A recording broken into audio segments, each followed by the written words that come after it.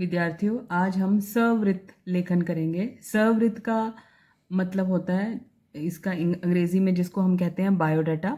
कभी भी हमने कहीं पर अपना कोई नौकरी के लिए आवेदन देना हो या कहीं अपने आप को रिप्रेजेंट करना हो, तो उसके लिए हम अपना जिसे सीवी कहते हैं, बायोडाटा लिखकर भेजते हैं कि हमें क्या शैक्षणिक और क्या दूसरी अन्य योग्यताएं हैं। तो इसे कहते हैं हम सवृत्त वाचन और सवृत्त लेखन। तो सबसे पहले अगर बात करें तो सवृत्त लेखन में क्या विशेषताएं होती हैं। विशेषताएं का मतलब है कि इसके क्या फीचर हैं। सबसे पहले तो जब भी कोई अपना बायोडाटा किसी को भेजता है तो उसमें उसकी प्रस्तुति यानी उसका लेखन जो है हमारा, वो ईमानदार होना चाहिए। ईमानदार का मतलब यहाँ पर है कि जो हम कहें, जो उसमें लिख कर भेजें, वो बिल्कुल सच होना चाहिए। ऐसा नहीं है कि अपनी तरफ से हमने बढ़ चढ़कर कई चीज़ें कह दी हों, ऐसा नहीं हो। जितना हमने क्वालिफिकेशन है, जो हमारी शैक्षणिक योग्यताएं हैं, उतनी होनी चाहिए। भाषा सरल स्पष्ट होनी चाहिए। इसमें ऐसा नहीं कि हम बहुत रिदमिक लिख रहे हैं, अलंकार का प्रयोग कर रहे हैं, ऐसा कुछ नहीं। भाषा बिल्कुल सरल स्पष्ट होनी चाहिए, सीधा अगले को समझ लगनी चाहिए। जो सवृत्त हैं वो बहुत ज़्यादा, ज़रूरत से ज़्यादा लंबे ना हों कि हम इतना कुछ लिख कर भेज दें कि अगला पढ़ने वाला जो है वो कहे कि मुझे नहीं और पढ़ना, ये बहुत लंबा है, और वो बोर होकर इसे छोड़ दे। जानकारी बढ़ा चढ़ा कर नहीं कहना चाहिए, जितना है उतना ही कहना चाहिए। अपने अनुभव, अपने प्रशिक्षण, अपनी शैक्षणिक योग्यता, व्यक्तिगत परिचय वगैरह आपको लिख के भेजना है। अब बात करें तो दो तरह के मुख्यतः सवृत्त लेखन होते हैं, एक उच्च पद के लिए, एक निम्न पद के लिए। उच्च पद का मतलब है जैसे मैनेजर वगैरह के लिए जब आवेदन दिए जाते हैं तो वो काफ़ी लंबा चौड़ा होता है, क्योंकि उसमें बहुत विस्तार देना पड़ता है। निम्न पद के लिए जैसे क्लर्क की पोस्ट है या इस तरह के लिए कोई चपरासी का है या अन्य चीज़ें हैं, उसमें निम्न पद होता है, उसमें बहुत ज़्यादा लंबा नहीं होता, क्योंकि उसमें बहुत ज़्यादा आवेदन इस तरह की नौकरी के लिए आते हैं, तो कम में ही हमने ज़्यादा लिखना होता है। अब एक उदाहरण के माध्यम से हम समझेंगे कि क्या है ये सवृत्त लेखन।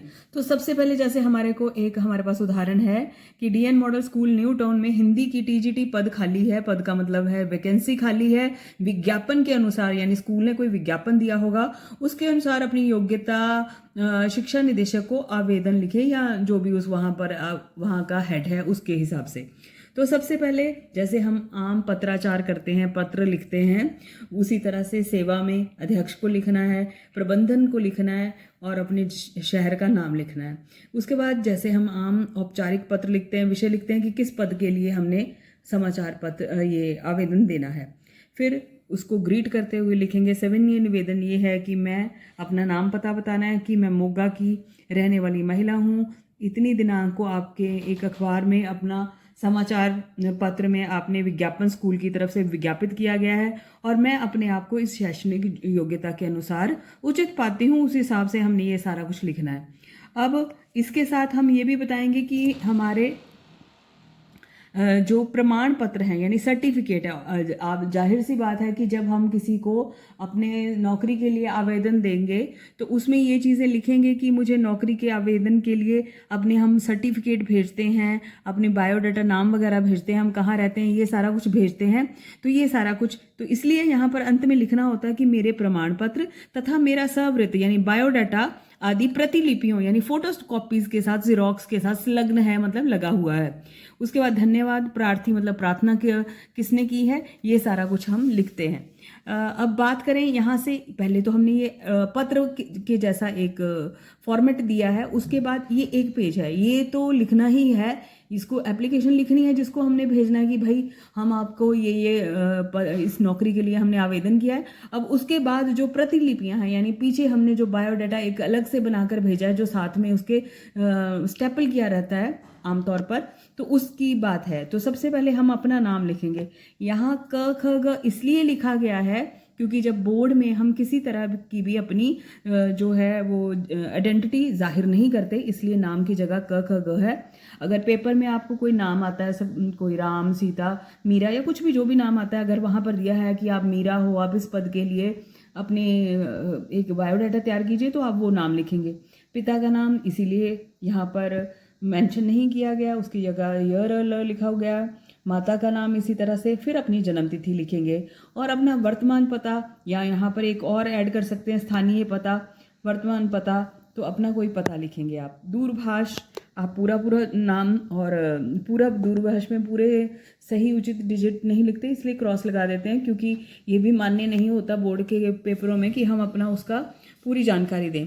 मोबाइल नंबर लिखेंगे, ईमेल लिखेंगे, कोई सी भी ये अपनी तरफ से कुछ भी लिखेंगे। इसके बाद जब हम किसी की नौकरी करते हैं या नौकरी के लिए आवेदन करते हैं तो नाम पता ठीक है, अगले ने बता दिया, लेकिन किस आधार पर अगला आपको नौकरी देगा, तो उसके लिए हमने अपनी शैक्षणिक योग्यताएं बतानी होती हैं। शैक्षणिक योग्यताएं मतलब हमने क्या पढ़ा हुआ है, क्या।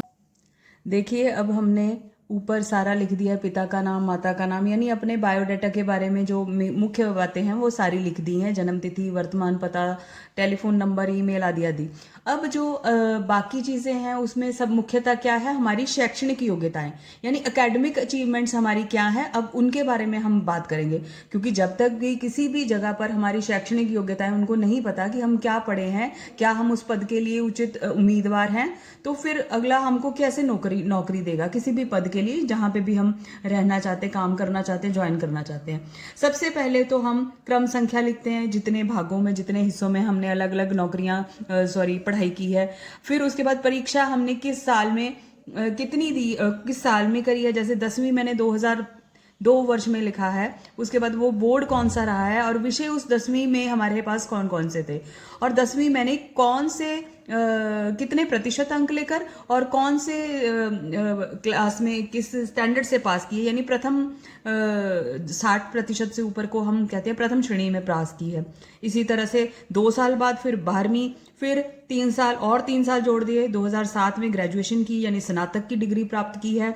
उसके बाद फिर हम अगली उसके 2 साल बाद परास्नातक जिसको कहते हैं पोस्ट ग्रेजुएशन वो की, वो मैंने पंजाब विश्वविद्यालय से की, हिंदी में की। उसमें मैंने प्रथम श्रेणी प्राप्त की और 75% मेरे अंक आए थे।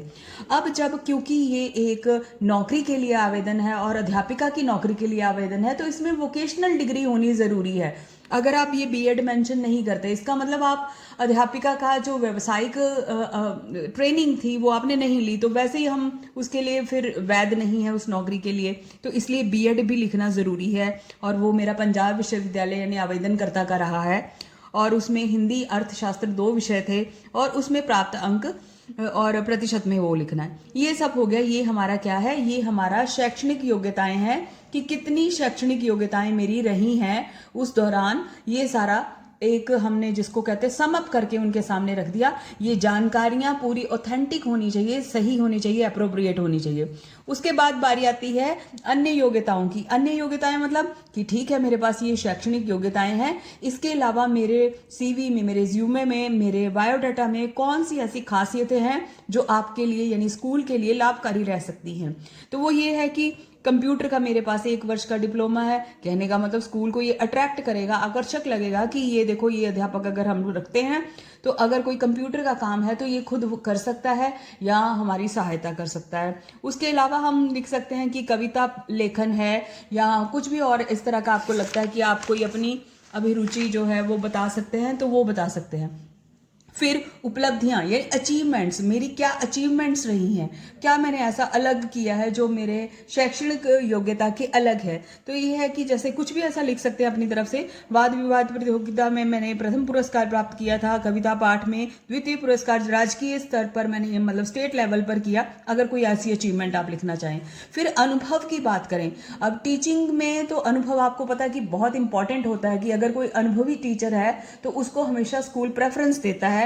हम बता सकते हैं कि एक स्कूल में मेरा इतने 3 साल का अनुभव रहा है, दूसरे स्कूल, एक और स्कूल में भी मैंने पढ़ाया तो वहाँ पर आवेदनकर्ता का 1 और वर्ष का यानी कुल मिलाकर 4 वर्षों का उसका अध्यापन का अनुभव रहा है, तो उसको नेचुरली है कि अधिक प्रेफरेंस मिलेगी। फिर कार्योत्तर गतिविधियां की, इसके अलावा जो काम के अलावा मेरी एक्टिविटीज़, मेरी हॉबीज़ क्या हैं, मैं किन चीज़ों में विशेष रुचियां रखता हूं। तो नृत्य का प्रशिक्षण मैंने लिया हुआ है, फुटबॉल खिलाड़ी रहा हूं मैं, राज्य जिला स्तरीय। कहने का मतलब इससे उनको पता चलेगा कि इसमें एक टीम भावना भी होगी। तो ये इस तरह से इंडिकेट करता है अलग अलग चीज़ों की।